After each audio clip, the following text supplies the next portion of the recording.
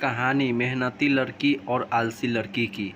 एक बार की बात है, एक मेहनती लड़की थी जिसके पिता ने आलसी लड़की की मां से शादी की थी। मेहनती लड़की को उसकी सौतेली मां ने काम ढूंढने और कुछ पैसे के लिए बाहर भेजा था। रास्ते में वह एक के पास आई जिसने उससे सूखी टकनियाँ करने के लिए विनती की। मेहनती लड़की ने खुशी खुशी अपना काम पूरा किया और फिर अपने रास्ते पर चल पड़ी। फिर वही अंगूर के बगीचे में दूसरे पेड़ के पास आई जिसने अनुरोध किया कि वह टहनियाँ साफ कर दे। इस तथ्य के बावजूद कि यह कठिन था और वह थकी हुई थी, जिसने वही किया जो उसने अनुरोध किया गया था। उसके बाद उसकी नज़र एक पुराने क्षतिग्रस्त ओवन पर पड़ी जिसने उसकी सफाई और मरम्मत में सहायता का अनुरोध किया। जैसे ही वह चलती रही, उसकी नज़र एक गंदे कुत्ते पर पड़ी जिसने उसे साफ करने में उसकी सहायता का अनुरोध किया। इस तथ्य के बावजूद कि वह गीली और मैली हो जाएगी, मेहनती लड़की ने निर्देशों का पालन किया।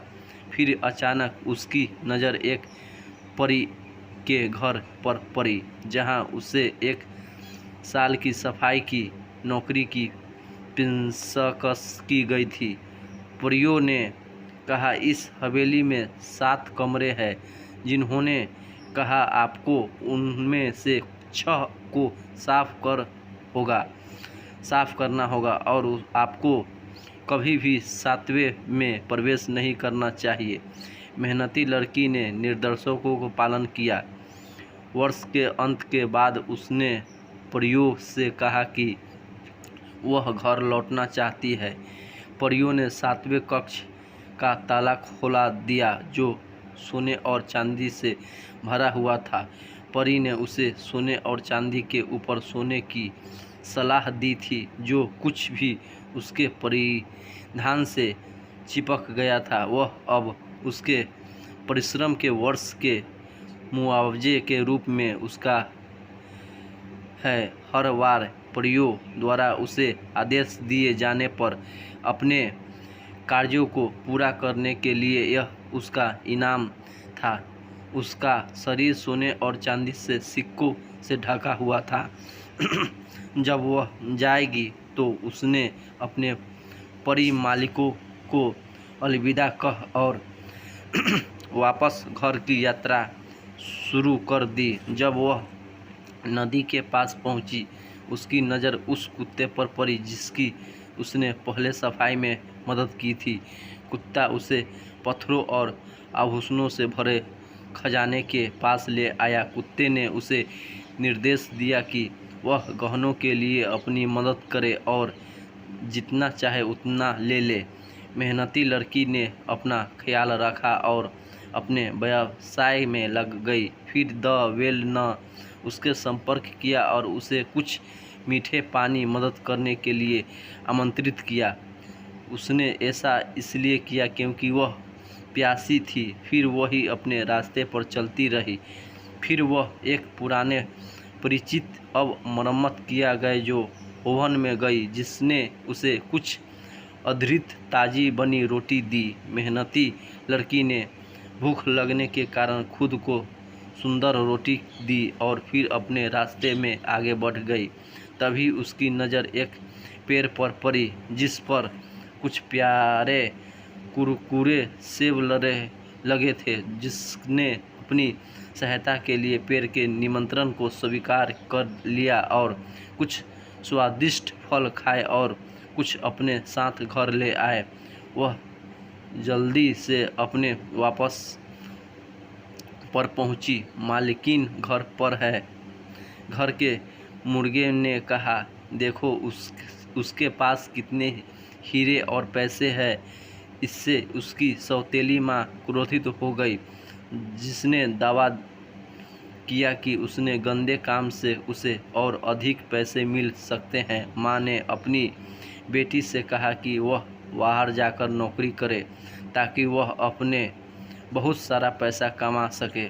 आलसी लड़की रोजगार की तलाश में निकली और उसे एक प्राचीन पेड़ मिला जो अब कुछ तरह से सूख चुका था। प्राचीन पेड़ में उससे सूखी टहनियाँ पूछने का आग्रह किया, ठीक वैसे ही जैसे उसने मेहनती लड़की से कहा था।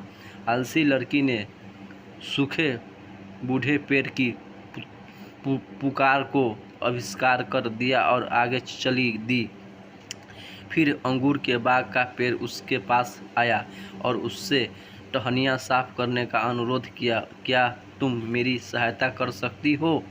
लड़की पेड़ ने कहा, नहीं, मुझे काम करने और पैसे कमाने की ज़रूरत है। आलसी लड़की ने कहा, मुझे खेद है, लेकिन मेरे पास आपकी सहायता करने का समय नहीं है। फिर वह टूटे हुए ओवन को खोजने के लिए आगे बढ़ी। जब ओवन ने उससे सहायता का अनुरोध किया तो लड़की ने फिर से इनकार कर दिया। फिर वही कुएं के पास पहुंची जिसने उसे साफ करने में सहायता का अनुरोध किया।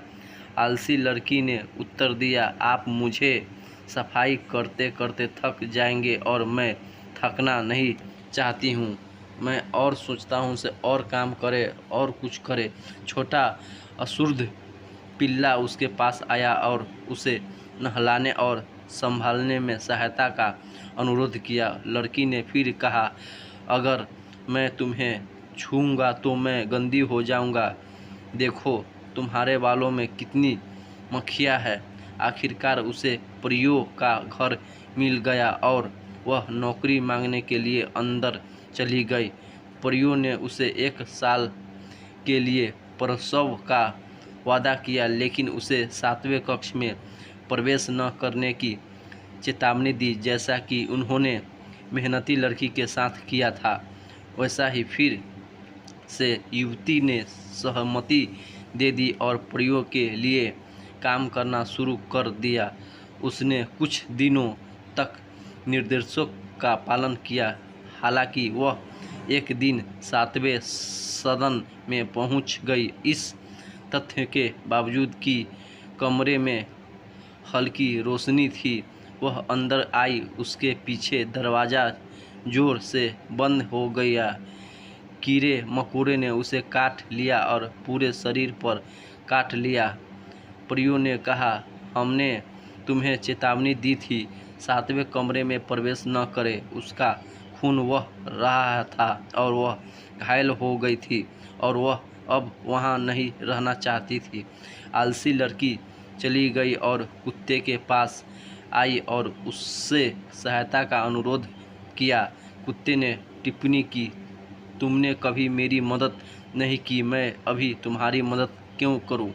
जब वह प्राचीन कुएं के पास पहुंची तो वह दौड़ रही थी और प्यासी थी। उसने पानी की तलाश की, लेकिन अच्छे जल निकास में ने सब कुछ वहा दिया। जब मैंने आपकी सहायता मांगी तो आपने इनकार कर दिया। उससे कहा गया, मुझे खेद है, लेकिन मैं इसे समय आपकी सहायता करने में असमर्थ हूँ। यहाँ से चले जाओ, मैं आपका शक्ल भी देखना नहीं चाहती हूँ।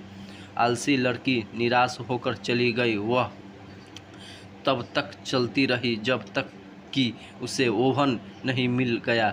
हालांकि ओवन की लपटों ने उसे डरा दिया। जैसे तुमने ज़रूरत पड़ने पर मेरी मदद करने से इनकार कर दिया था, वैसा ही अब मैं भी तुम्हारी मदद करने से इनकार कर दूंगा। यहाँ से चली जाओ, मैं तुमको शक्ल देखने के लिए पसंद नहीं करती हूँ।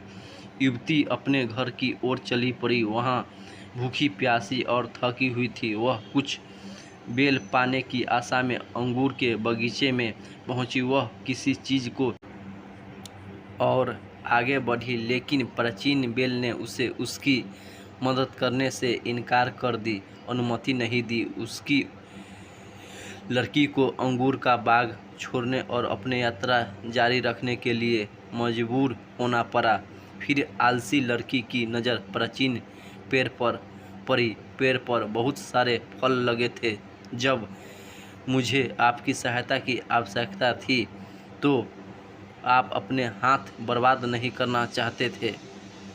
और बूढ़े पेड़ ने आलसी लड़की को सूचित किया जब वह फलों के लिए हाथ बढ़ा रही थी, अब तुम्हें मेरा कोई भी फल खाने की अनुमति नहीं है, यहाँ से चली जाओ। यह कहा युवती घर चली गई। जैसे ही वह घर के पास पहुंची, मुर्गे ने उसे देखा और कहा कि वह गंदी है और खून से लथपथ है। आपकी अपनी लाडली बेटी को ऐसी स्थिति में देखकर महिला का दिल टूट गया। मैं असमर्थ हूँ।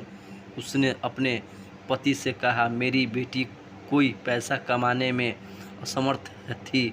आपकी बेटी की ही वह है जिसने सारा पैसा कमाया है। अपनी बेटी के साथ महिला के दुर्व्यवहार से पिता इतना क्रोधित हुआ कि उसने उन्हें घर छोड़ने के लिए कहा। और हमारे कहानी हिंदी वॉइस चैनल को सब्सक्राइब करें और बेल आइकन घंटी दबा के लाइक करें। और ये कैसा लगा कहानी आप लोग कमेंट बॉक्स में कमेंट दें। कोशिश रहेगा से अच्छा कहानी आप लोग के बीच में सुनाते रहेंगे। जय हिंद, जय भारत।